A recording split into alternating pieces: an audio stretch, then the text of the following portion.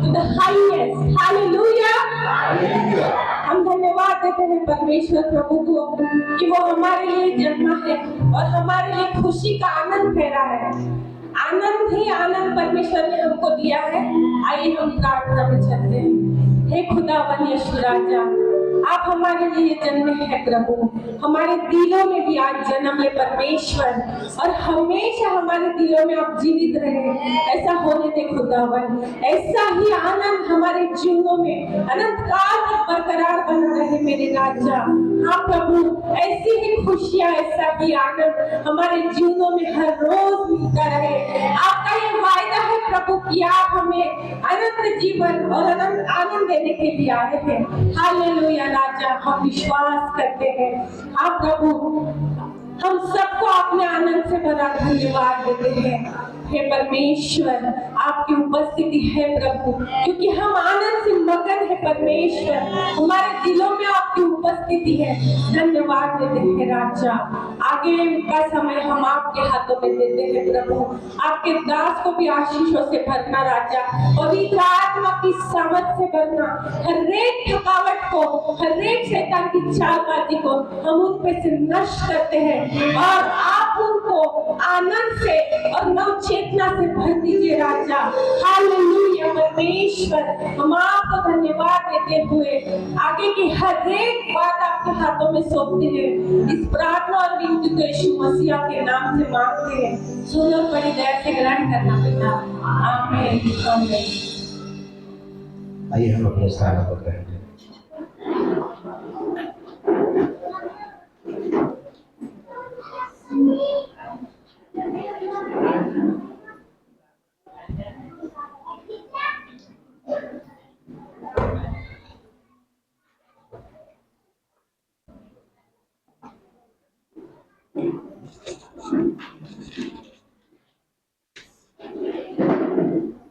वह पुत्र जनेगी और तो उसका नाम यीशु रखना, क्योंकि वह अपने लोगों के उनके पापों से उद्धार करेगा। यह सब इसलिए हुआ कि जो वचन प्रभु परमेश्वर ने भविष्यवक्ताओं के द्वारा कहा था वह पूरा हुआ। देखो, एक कुंवारी गर्भवती होगी और एक पुत्र जनेगी और उसका नाम इम्मानुएल रखा जाएगा, जिसका अर्थ है परमेश्वर हमारे साथ।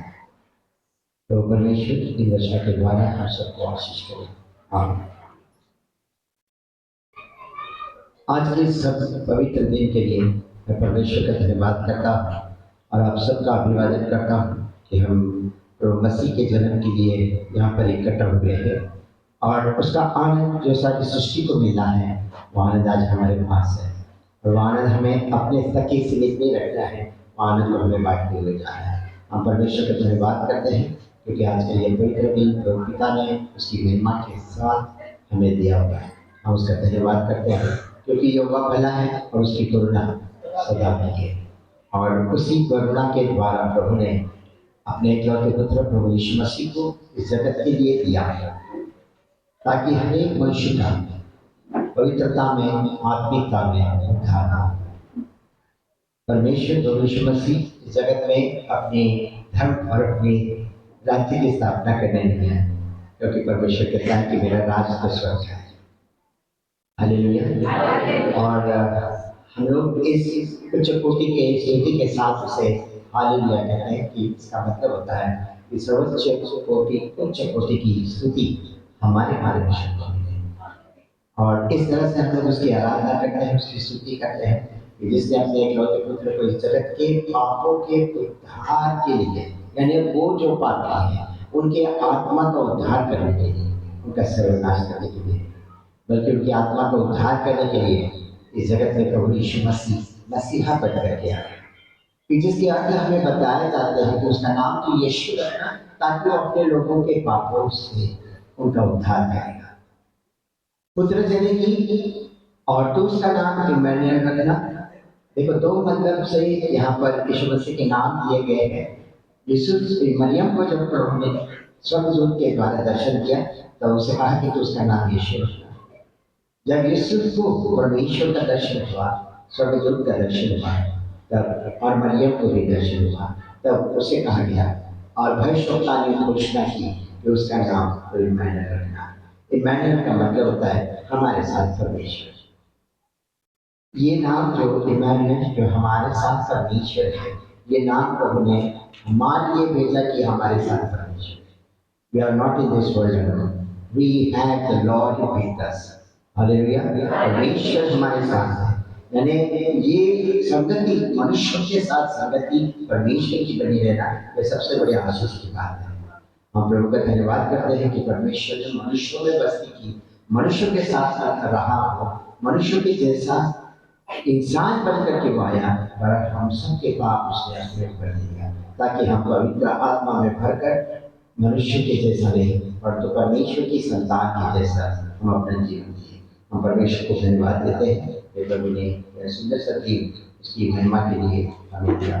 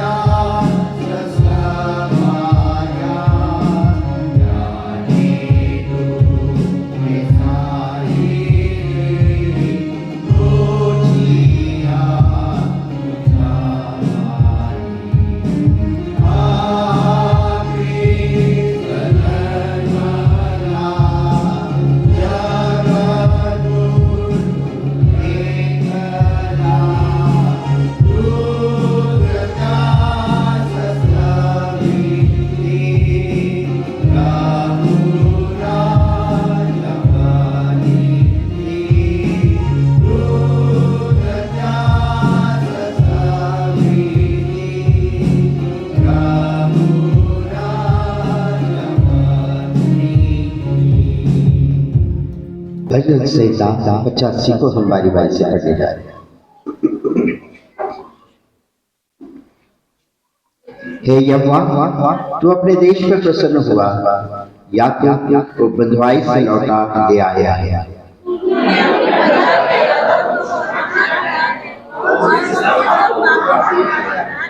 तूने अपने रोष को शांत किया है और अपने भड़के हुए कोप को दूर किया है।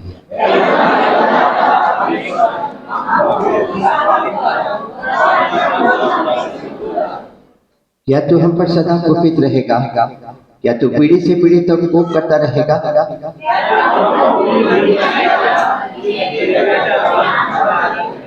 हे यहोवा, अपनी करुणा हमें दिखा और तू हमारा उद्धार कर।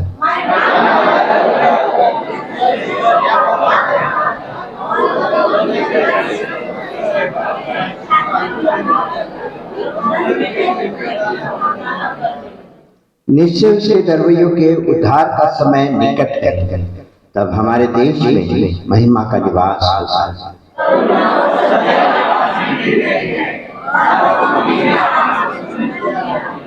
पृथ्वी में से सच्चाई उगती और स्वर्ग से धर्म झुकता है।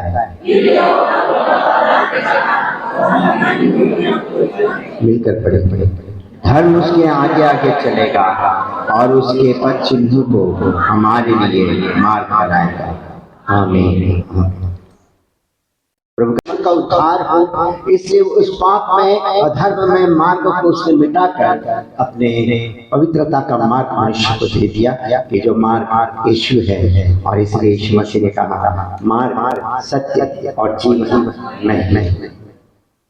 क्योंकि इसी मार्ग में हमें शांति और आनंद है, मोक्ष और मुक्ति है। मुक्ति का मार्ग केवल यीशु मसीह है, और किसी ने मुक्ति का मार्ग और मोक्ष का द्वार हमारे लिए नहीं खोला, और जो यीशु मसीह मुक्ति का द्वार है, जो मुक्ति का मार्ग है, जिसने मोक्ष के द्वार को खोल कर कहा कि तुम सब मेरे पास आओ।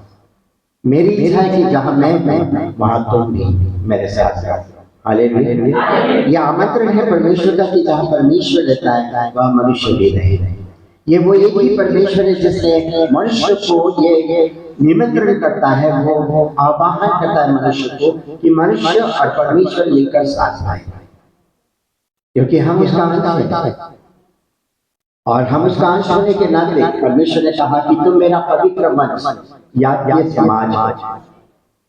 हम याजकीय समाज होने के नाते, हम पवित्र होने के नाते हमारा रहना कहाँ पर होना चाहिए? स्वर्ग में, क्योंकि स्वर्ग परमेश्वर का है। और जब हम उसके जन हैं, हम परमेश्वर का वंश है, तो हमारा रहना कहाँ पर होना चाहिए? स्वर्ग होना चाहिए। और इसी कारण धरती और आसमान आज एक हो गए कि जहाँ पर प्रेम का संदेश, प्यार का इजहार करने के लिए प्रभु यीशु मसीह दुनिया में आते हैं, कि जो मनुष्य से कहते हैं कि तुम मुझ में बने रहो और मैं तुम्हें बना रहूंगा। यदि हम परमेश्वर में बने रहेंगे तो परमेश्वर हमें बना रहेगा। हालेलुया। आइए हम परमेश्वर का वचन सुनते हैं।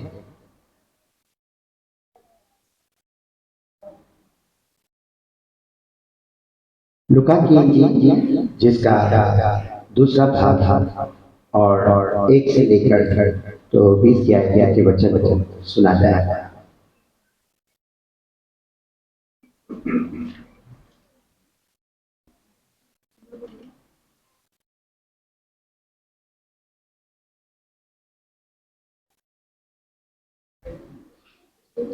लूका की इंजील जिसका दूसरा भाग और उसकी पहली आयत से 30वीं आयत तक के कलाम आज हम सुनेंगे। नए नियम में मिलता है लूका की इंजील। उन दिनों में अगुस्तुस कैसर की ओर से आज्ञा निकली कि सारे जगत के लोगों के लिए नाम लिखे जाए। यह पहली नाम लिखाई उस समय हुई जब क्विरिनियस सीरिया का हकीम सब लोग नाम लिखवाने के लिए अपने अपने नगर को गए।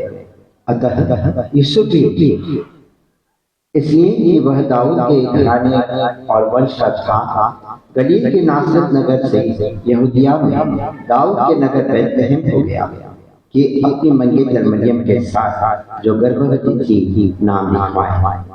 उनके वहां रहते हुए उसके जन्म के दिन पूरे हुए और वह अपना पैर उठाकर जले और उसे कपड़े में लिपटा कर चढ़ने में रखा, क्योंकि उनके लिए सराय में जगह न थी।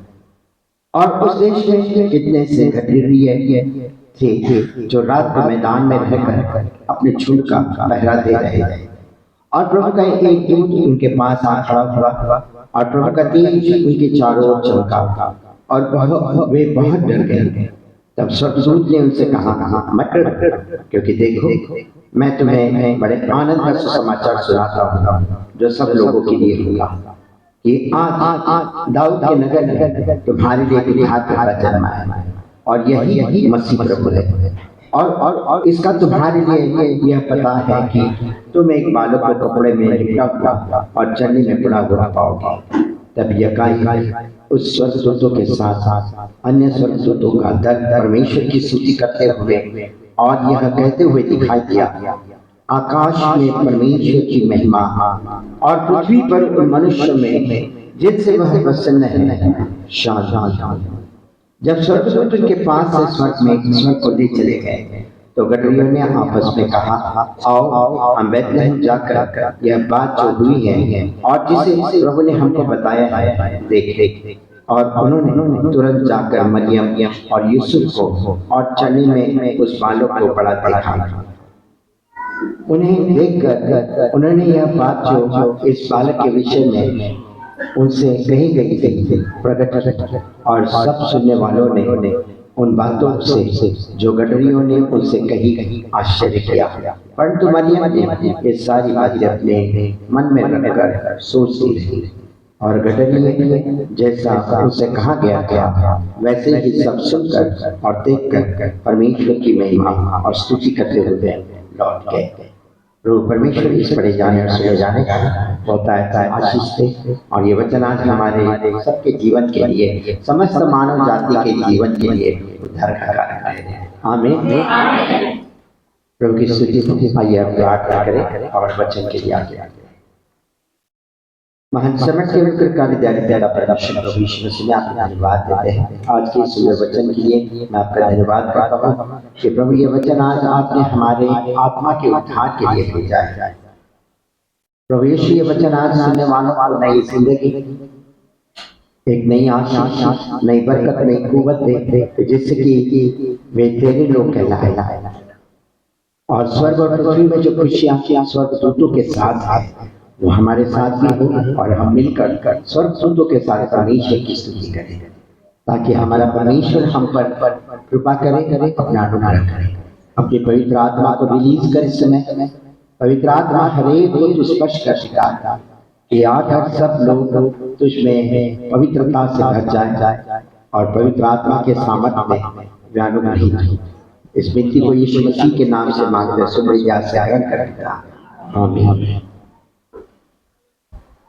हमने जो अभी पाठ जो पढ़ा बाइबल में से, उसमें से हमने पाया कि यीशु का जन्म कैसे हुआ, और यहाँ पर दिखाया गया है, बताया गया है कि उन दिनों में जगत में सबसे पहले नाम दिखाई हुई, जिसे हम सेंसस कहते हैं। जैसे आज घरों में आकर के इलेक्शन के पहले टीचर लोग आकर आपका नाम लिखवा देते हैं, कौन मर गया कौन जिंदा है। ये कहाँ से शुरू हुआ मालूम?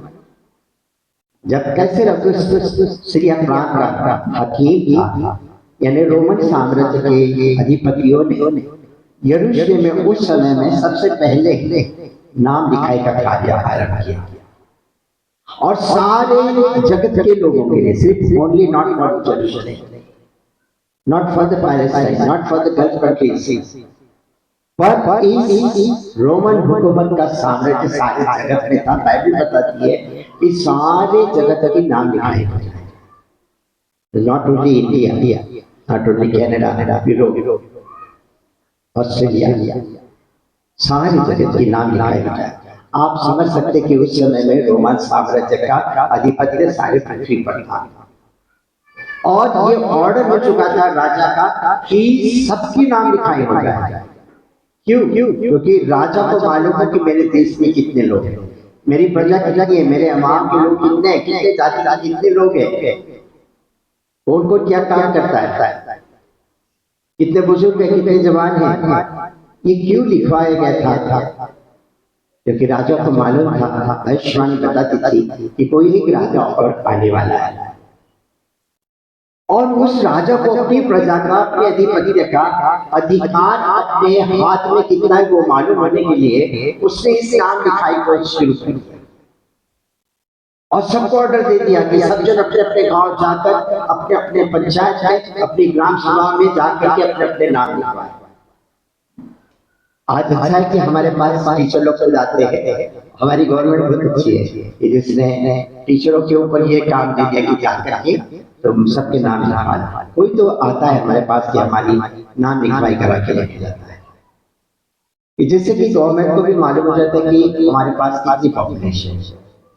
अब इसमें से भी बहुत सारे मिसिंग हो जाते हैं कि जो खेत पर काम पे गए हैं, उनके घर में ताला है, झोपड़ी में कोई नहीं है, घर में कोई नहीं है, तो बुरी एक औरत रहती है जो दादी अम्मा घर की रखवादार रहती है, वो बोलती है कि गलत पुलिस नहीं है, मन ये समझा कर वो टीचर शाम को 5 बजे उसकी ड्यूटी खत्म होती, वो उस मोहल्ले में वापस जाता है। ऐसे किसी तो भी मिसिंग रहते हैं।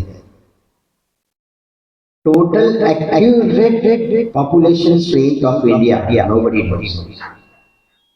जो सिर्फ पेपर पर आई है वही हमारे पास ही हम बताते कि इतने करोड़ लोग हिंदुस्तान में हैं। मगर जो मिसिंग है, जो उनके नाम नहीं आए जाते, आज भी इलेक्शन के टाइम पे बहुत सारे लोगों के नाम नहीं आते, जवान बच्चों की, जो न्यू जनरेशन जो जस्ट 18 पार करी, उनके नाम नहीं है। पर ये शुरुआत कहाँ से हुई, इसका इतिहास मैंने आपको बताया कि उस समय में क्विरिनियस को मालूम हो गया था कि कोई और राजा उत्पन्न होने वाला है और वो सबसे महान है, क्योंकि भविष्यवक्ताओं की किताब में लिखा गया था, यशायाह संदेशा कहता है कि देख दाऊद के घराने में एक नया अंकुर खिलेगा कि जो सारी पृथ्वी पर अधिपत्य करेगा।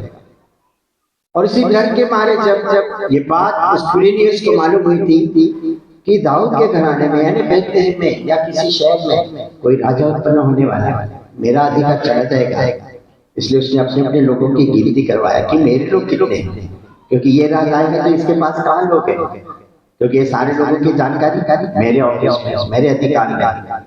और इसलिए सारे जगत की नाम लिखवाई करवाने के लिए ऐलान कराया गया, सारे लोग नाम लिखवाने के लिए। और इस तरह से हम देखते हैं कि मेरे अजीजों, यूसुफ भी अपनी मंगेतर के साथ नाम लिखवाई के लिए बेथलेहम नगर, दाऊद के बेथलेहम नगर पर चला गया और उसने वहां पर अपनी मंगेतर मरियम के साथ उसे लेके गया और उसके दिन वहां पर पूरे हुए और सारे लोग आए थे कि लोगों को जगाने की, घरों में रहने के लिए, क्योंकि मान लीजिए कि आप पूना में जॉब कर रहे हैं और वापस अपनी नाम लिखाई के लिए यहाँ पर आते हो सामने में, और सामने में सारे होटल्स बुक है, सब कुछ बुक है, कहीं जगह नहीं, रिश्तेदारों के घर में भी जगह नहीं। और यूसुफ के भी जो रिश्तेदार थे उनके भी घर में ऑलरेडी रिश्तेदार आ चुके थे, छपरी में भी जगह। अब ये अपनी मंगेतर के साथ जिसके जलने के दिन पूरे होने को है, वो उसे कहा रखा।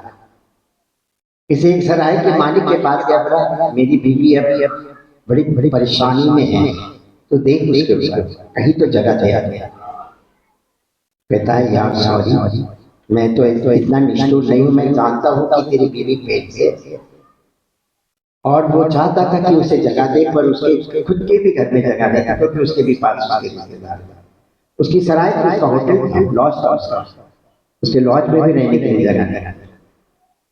और फिर उसने बोला कि सॉरी, मेरे पास एक जगह है, मेरे गाय के गौशाले में थोड़ी सी जगह है, अगर तू चाहता तो वहां अपनी बीवी को रख सकता है। जब भेड़ बकरिया गाय बैल बांधे जाते हैं उस गौशाले में, यूसुफ उस जगह को साफ करता है और मरियम के दिन पूरे होते हैं और मरियम गौशाले में बच्चे को अपने पहलौठे को पैदा करता है। सारे सृष्टि का मालिक, सारे सृष्टि का राजा आज कहाँ पैदा होता है? बेथलेहम नगर के एक गाय के गौशाले। अगर वो चाहता था तो हेरोदेस के घर में पैदा होता था, क्विरिनियस के घर में पैदा होता था, किसी सेनापति के घर में पैदा होता, किसी राजा अमीर बादशाह के घर में, हकीम के घर में पैदा हो जाता था, परंतु उसको जगह कहीं नहीं मिली गाय के गौशाले में। उसने इससे नाम लिया क्योंकि वो राजा बनकर के नहीं आया, वो इंसान के लिए इंसान का स्वरूप धारण करके आया। अगर वो बादशाह बनकर के आता था वो अपने सार्वभौमत्व के साथ, अपने अधिकारों के साथ आता तो पृथ्वी डोल जाती। क्योंकि जब जिस दिन प्रभु यीशु मसीह आएगा, जब पहला नरसिंगा फूंका जाएगा, तब देखना पृथ्वी के क्या आने वाले हैं। जितने विश्वास में है वे सब पहले ही पुकार में स्वर्गदूतों के साथ उठा लिए जाएंगे।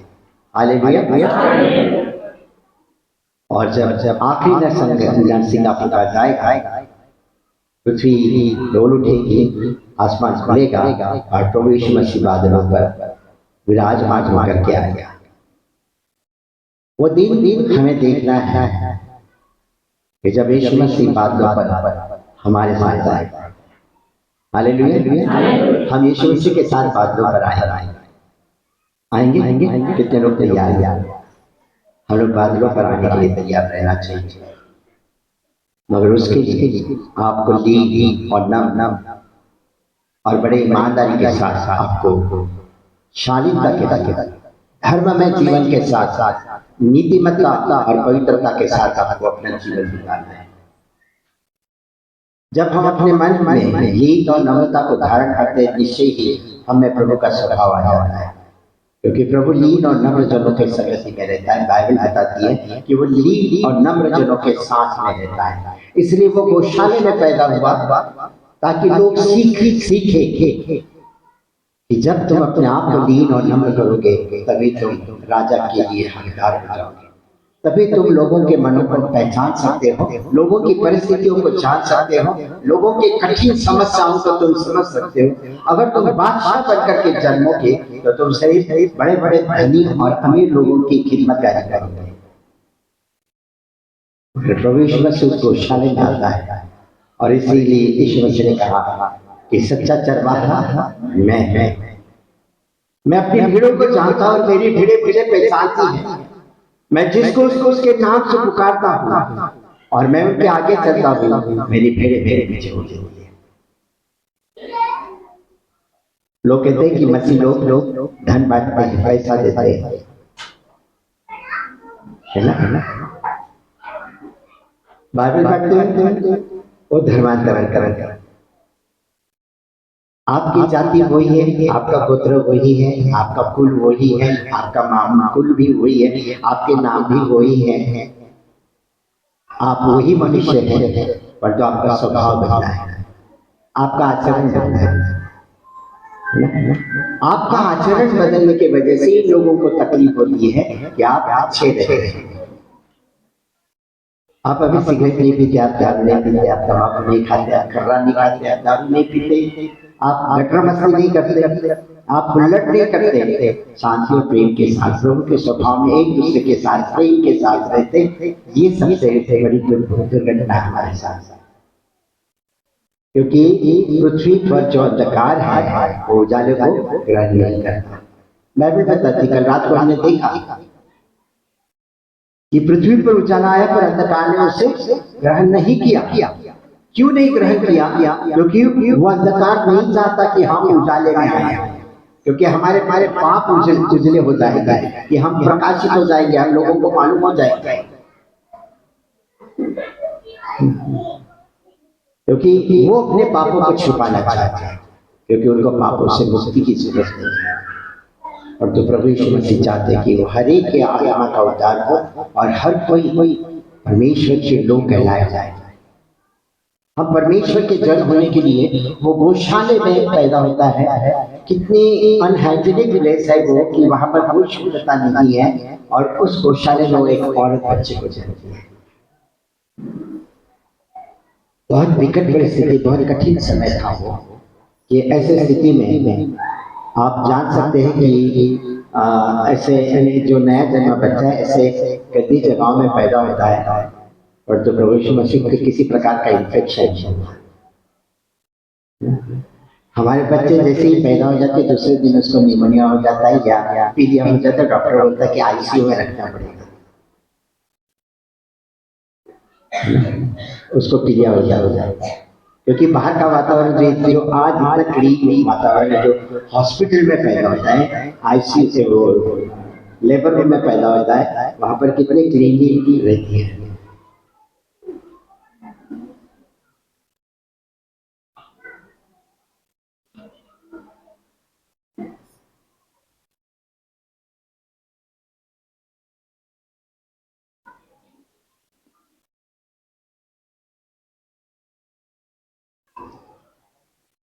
और ऐसे समय में आज के जो इतने गरीब आप पेमेंट करते हैं, जहाँ पे 50,000 रुपए, 40,000, 35,000 रुपए देकर सिजरिंग करवा लेंगे आप, नेचुरल बेबी से ही नहीं होते आप।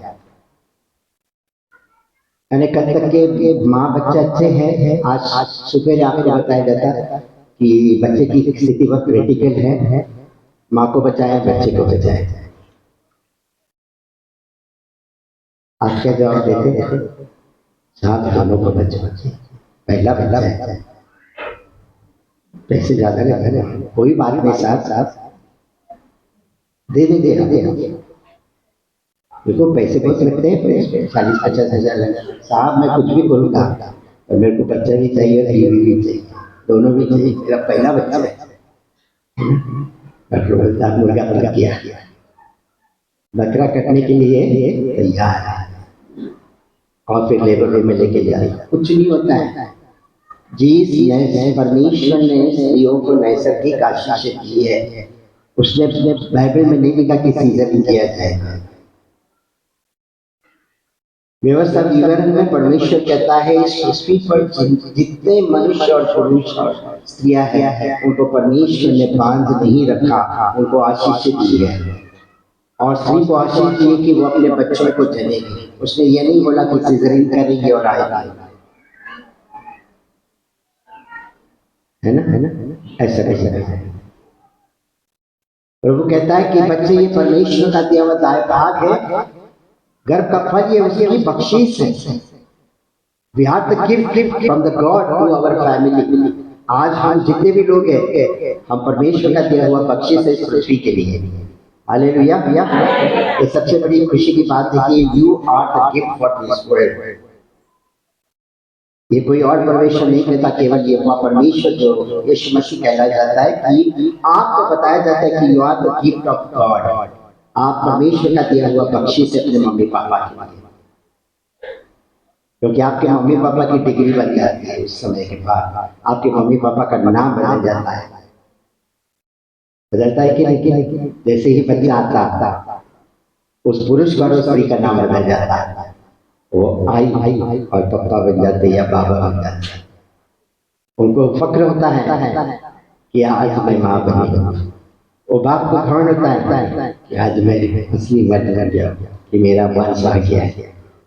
आज उस परमेश्वर ने जिसने आपको इस पृथ्वी पर भेजा है, उसे कितना अभिमान होता है कि ये मेरी संतान है, ये मेरे लोग हैं, ये मेरे चुने हुए लोग हैं, ये मेरा वंश है, ये मेरा राष्ट्रीय याजक समाज है, ये मेरे पिता के अपने घर के लोग हैं। मेरे प्यारे अजीजों, आपको और मुझको परमेश्वर ने अपना वंश कहा। ऐसे पृथ्वी पर कौन है कि जो आपको ये अधिकार देता है, आपको वंश कहता है?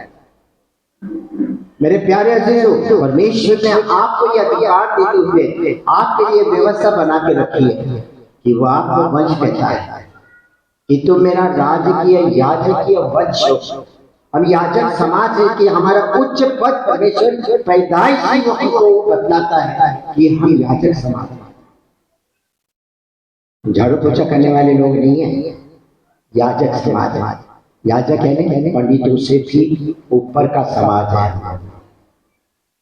क्योंकि हम परमेश्वर की गिफ्ट है, हम परमेश्वर के रचे हुए उसकी रचना है। हम उसके हाथों की भेड़े, उसके चराई की भेड़े है, हम उसके हाथों की रचना, उसके चारागाह की भेड़े है। बाइबल वचन संहिता 100 में ये प्रकट करते हुए कहती है कि हम उसके हाथों की रचना, उसकी चराई की भेड़े हैं।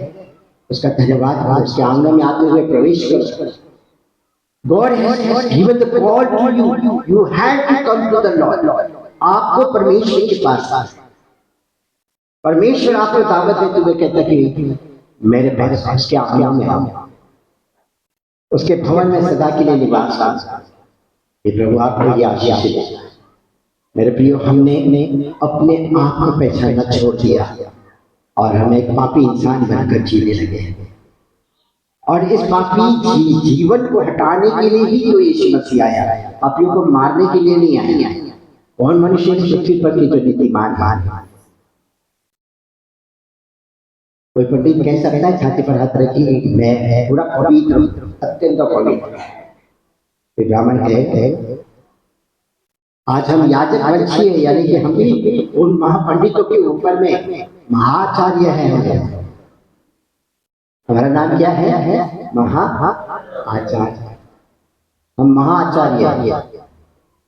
इस पृथ्वी पर के मठाधीशों से भी उच्च कोटि के लोग हैं, क्योंकि हमारी बाइबल हमें बताती है कि हम पृथ्वी पर उसका याजक, राजकीय याजक वंश। फिर हमारा औहदा, हमारा रुतबा, हमारा चाल चलन, हमारी रीति, हमारी बोली भाषा उस याजक के समान होना कि जो यीशु मसीह जो महायाजक बनकर इस पृथ्वी पर आया, उस महायाजक की तरह हमारा आचरण और हमारी भाषा, हमारा व्यवहार, हमारी बोली, हमारी रीतियाँ, हमारी विधियाँ, हमारा पहनना, हमारा बोलना, ये सब कुछ उस महान परमेश्वर के जैसा होना चाहिए। मेरे प्यारे अजीजों, वो यीशु जो गाय के गौशाले में पैदा होता है, वो हम सबके पापों के लिए उद्धार का कारण है, जिसने हमारे सबके पाप अपने ऊपर ले लिए ताकि हम मुक्त जीवन जिए, हम पाप रहित जीवन जिए। हमें कोई दोष न लगाए कि हम पापी कहलाए जाए, और कोई आकर हमें मरवा न डाले कि तू पापी है, तेरा मैं नाश कर। परंतु प्रभु यीशु मसीह ने उनके हाथों को थाम दिया, उनके हाथों को, उन कपटी और धूर्त हाथों को रोक दिया, और प्रभु ने पापियों के उद्धार के लिए मनुष्य रूप धारण करके पृथ्वी पर आया। वो देव बनकर के आता तो हर कोई घुटना टेकता, परंतु उसने वैसा नहीं किया। उसने सारी पृथ्वी के पाप अपने ऊपर लेकर खुद को परमेश्वर का मेमना करके उसने अपने आप को बलिदान किया, यहाँ तक कि उसने मौत यानी सलीब की मौत को सही किया, अपमानजनक मौत को उसने सही। जिस चिन्ह को देखकर लोग घबराए जाते थे, जिस चिन्ह को देखकर लोग डर जाते थे, उस चिन्ह के सामने आज हम अभिमान से खड़े होते हैं और हम कहते कि यह वदस्तंभ ही मेरी जीवन है, यही मेरी जिंदगी है, ये सलीब मेरे लिए ये जीवन की निशानी है। इस सलीब की ओर देख करके हमने अपने जीवन को परिवर्तन किया, जीवन परिवर्तन किया, नहीं हमने अपने आप को इस दुनिया से कुछ अलग खास करवाया, पर हम परमेश्वर के ध्यान में इसकी जानकारी परमेश्वर ने हमें दिलाई कि उस सलीब के बहती धाराओं ने हमारे सबके पापों को धो दिया और हमें शुद्ध और पवित्र ठहराया। कि प्रभु चाहता है कि उसके लहू में हम धुले जाए और पवित्र ठहरे, कि हम उसके पवित्र प्रजा करके ठहराए। मेरे प्यारे अजीजों, आज हम खुशियों को मनाने के लिए आते हैं, क्योंकि उसका आना हमारे जीवन के लिए बड़े आनंद और गौरव की बात है कि प्रभु यीशु मसीह हमारे दिल में जन्म लिया है। उसे अपने दिल में जन्म लेने दो कि जिससे कि आपका स्वभाव मसीह के जैसा बन जाए, कि आपका आचरण प्रभु यीशु मसीह बन जाए, कि जिससे लोग आपको देखकर कहे कि ये धर्मी है, ये नीतिमान है। इसलिए कि आपके राहों में कभी भी किसी भी प्रकार की दुख और परेशानियां नहीं रही। अगर आप दुनिया के जैसे बर्ताव करोगे तो दुख और परेशानियों से घिर जाओगे। अगर आप परमेश्वर की संतान बन के रहोगे तो आप दुखों के किस तरह से भराया जाता है उसका सामर्थ्य आप में बन जाता है, क्योंकि यीशु मसीह के पास अंधे, लंगड़े, गूंगे, बहरे हाथ जाते थे, बीमार, मरीज, मरे हुए लोगों को लाया जाता था, यीशु उनको छूता था, वे चंगाई पाई। वो जो बंधन जो पृथ्वी के है जिसे वे अपाहिज हो जाते थे, आज हम भी जब किसी मुसीबत में आते तो हम अपाहिज सा बन जाते हैं, लाचार बन जाते हैं, कमजोर बन जाते हैं, हताश हो जाते हैं, निराश हो जाते हैं। प्रभु कहता है कि तो अपनी सारी चिंता मुझ पर डाल, यानी मैं तेरे कामों को सिद्ध करूंगा, तो मुझको पुकार, मैं तुझको आमीन कर दूंगा। प्रभु कहता है कि तू मुझसे बोल, मैं तुझे हाँ कहूंगा, तू मुझे पुकार, मैं तुझे उत्तर दूंगा। और प्रभु कहता है कि तुम मुझसे मांग तो तुम्हें दिया जाएगा। आज मेरे प्रिय प्रभु से वरदान मांग कि प्रभु तू मुझे अपनी बराबरी का दर्जा कि मैं तुझ में बना रहूं और तू मुझ में बना रहे। कि प्रभु कहता है कि सच्ची दान दाता मैं, यदि तुम मुझसे अलग हो जाओगे तो तुम अपने आप में कुछ नहीं कर सकते। पर आज जब एक पास्टर या एक प्रभु का दास किसी मरीज पर हाथ रखता है, वो मरीज शिफा पाता है। केवल यीशु के नाम, ये अंधश्रद्धा नहीं है। प्रार्थना करना अंधश्रद्धा है? प्रार्थना करना है परमेश्वर से विनती करना है, अपील करना है, अर्जी करना है और परमेश्वर को विनती करते हुए कहना कि ये मेरा कष्ट, ये मेरा दुख, या मेरे भाई का कष्ट, या मेरी बहन का कष्ट दूर कर, वो बीमार है उसे शिफा दे। भारत के लॉ में इसे अंधश्रद्धा कहा गया है कि प्रार्थना से बंद कर दे, क्योंकि इनके पास वो नहीं है, ये प्रैक्टिस उनमें नहीं है, ये एक्टिविटीज उसमें नहीं है, क्योंकि वो परमेश्वर के वंश है।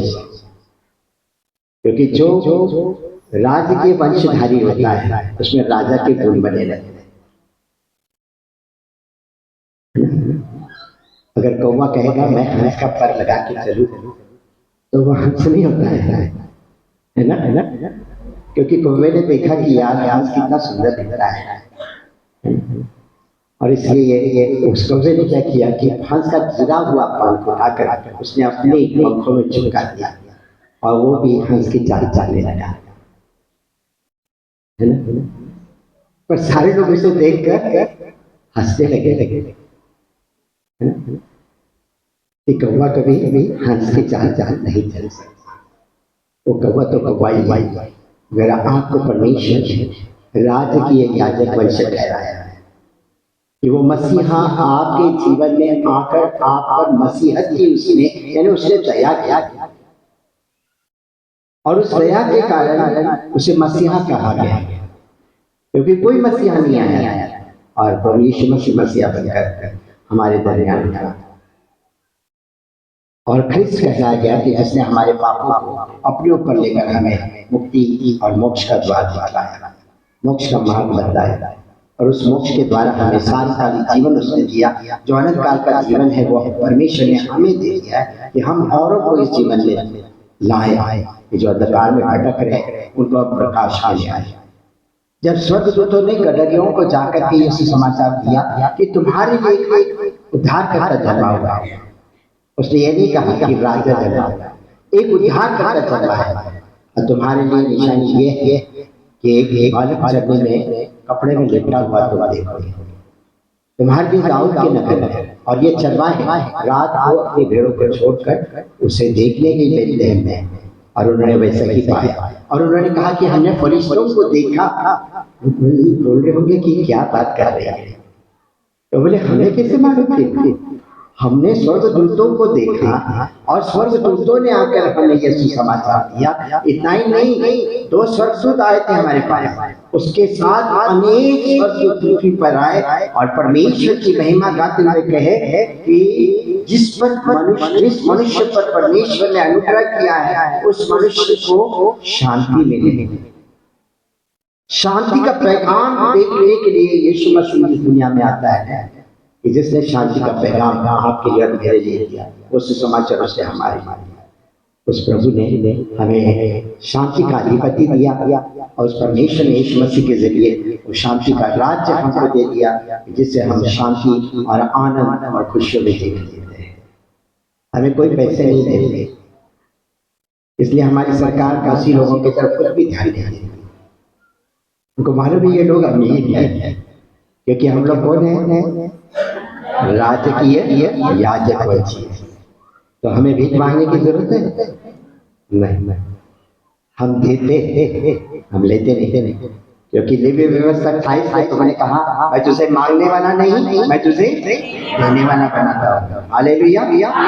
और आज सारी दुनिया मिशनरियों ने इस देश को, सारी जगत को दिया है। जीवन जीने का जरिया मसीही लोगों ने दिया। आज हमें एजुकेशन, हॉस्पिटलाइजेशन और मानवीय सेवा को यीशु मसीह के नाम से इस देश को ही सारी दुनिया को दे देना है। जितने भी आविष्कार हैं, ये आविष्कार करने वाले सारे लोग बिलीवर्स हैं। जितने भी आविष्कार, ये सारे आविष्कार जो आज हमारे पास मोबाइल है, जो लाइट्स है, जो वायर्स है, जो रेडियोस है, जो टेलीविजन है, जो हम कपड़े पहनते हैं, ये सब फॉरेन के स्टाइल के कपड़े हैं, है ना? मेरे प्यारे हम परमेश्वर का धन्यवाद करते हैं, क्योंकि हम राजकीय याजक वंशी हैं।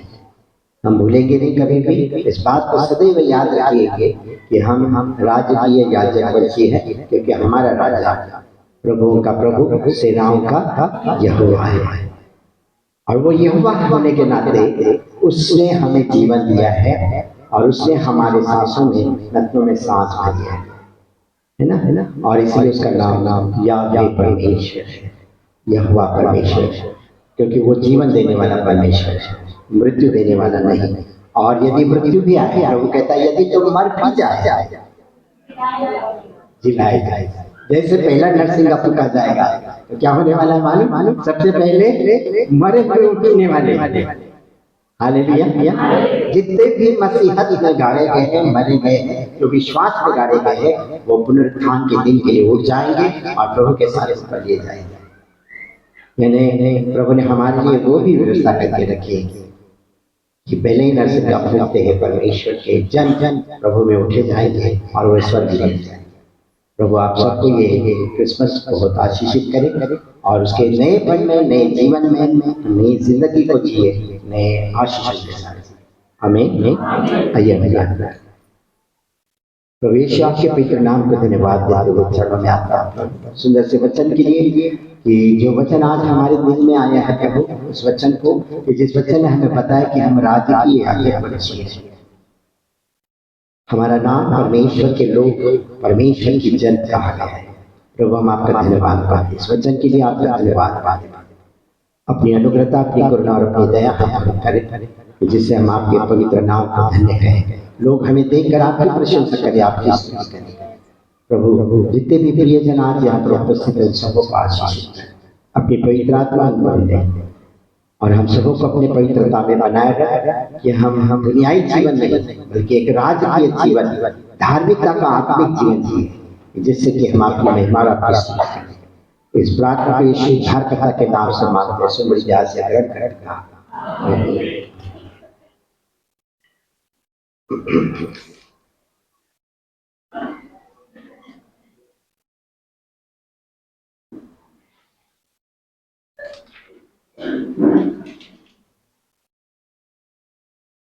गीत नंबर 4 को हम लोग गाएंगे और उसी समय हम अपनी भेंटें परमेश्वर के भंडार पे भेंट चढ़ाएंगे। जगीदार का जन्म आना चला पाप चला होना लोगों वे बहुत जीवन ने नानी कि अन्य अलौकिक कार्य तो दीन से जन्म आना जगी देना जाए।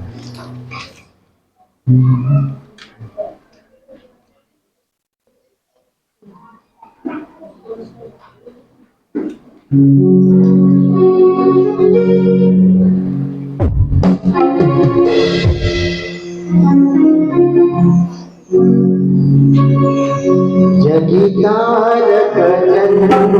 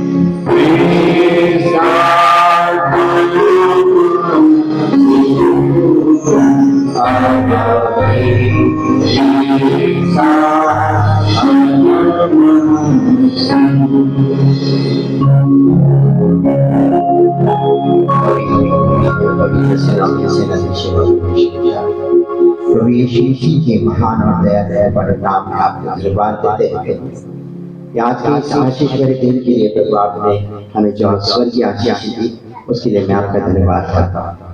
धन्यवाद करता हूँ तमाम बरकत और आशीषों के लिए जो हमने आपसे पाई है, क्योंकि प्रभु आपने कहा मैंने तुझे मांगने वाला नहीं बल्कि मैंने तुझे देने वाला बनाया है। तो जिस काम में हाथ लगाएगा उसमें तू प्रतिफल पाएगा। ये जमीन तुझको कांटे नहीं देगी बल्कि तुझको अन्न और जल देगी और तू भूमि का उपज खाने पाएगा। तो परिश्रम करेगा और तेरा परिश्रम कोई छीनेगा नहीं, बल्कि जिस परिश्रम से तूने हाथ लगाया उसका प्रतिफल मैं तुझको दूंगा। हे प्रभु, तूने कहा कि तेरे खत्ते आशीष से भरे रहेंगे। मैं तेरे अन्न और जल को आशीष दूंगा।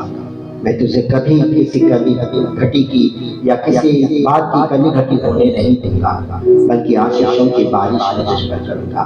मैं समय समय पर मेह बरसाऊंगा और पहली और दूसरी बारिश जैसे काश्तकार राह देखकर उसका इंतजार करता है, वैसे मैं समय समय पर मेह तुझ पर बरसाऊंगा और ये जमीन तुझको रोटी देगी। हे प्रभु, तूने हमारी मारी सुधी दी कि तूने अपने इकलौते को भी हमारे लिए रखना छोड़ा। इस दुनिया में तूने उसे हमारा मसीहा बना कर भेजा कि जो हमारे लिए स्वर्ग और पृथ्वी में मध्यस्थ बना रहा। उस परमेश्वर के असीम कृपा और दया का उसके प्रेम के लिए हम तुझे धन्यवाद मांगते। ये छोटी सी भेंट प्रभु तेरी सेवा के लिए रखी से आशीष जिन प्यारे हाथों में मेहनत करके ये आपके नाम से चढ़ाई है, इसे स्वच्छ राज में इसे तो बरकत कर, इसे तो आशीष कर।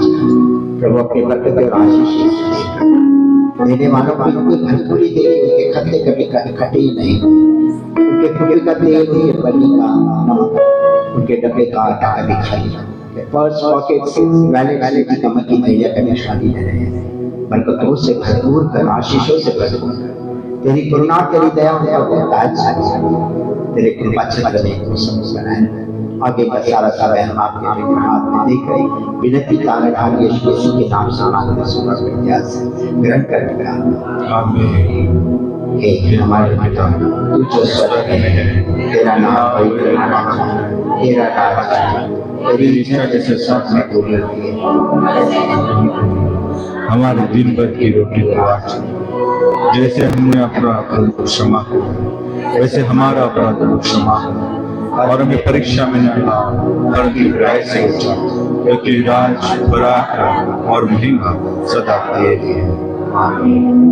बुद्धि सामर्थ्य परे होकर के परमेश्वर की दया उसकी शांति तुम्हारे हृदय तुम्हारे अंतःकरण में परमेश्वर की कृपा और उसके एकलौते पुत्र का अनुग्रह तुम पर और तुम्हारे प्रिय मसीह की आज्ञा तक सदा के लिए बरकरार रहे। आमीन।